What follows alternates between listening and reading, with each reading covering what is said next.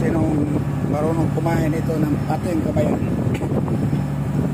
Huli ko 2 pirasong pating kabayan. Doon ang isa sa atong kabayan. Pating kabayan. Huli ko na kabayan.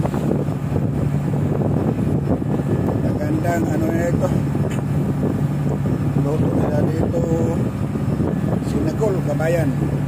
Ha? Isang pirasong kabayan. Ikan iho, ikan juice kabayan.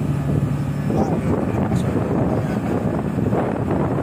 Malakas ang hangin kabayan. Yan o, kabayan.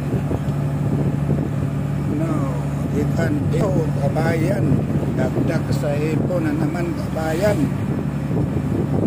Ikan juice hanggang dito na lamang kabayan ko.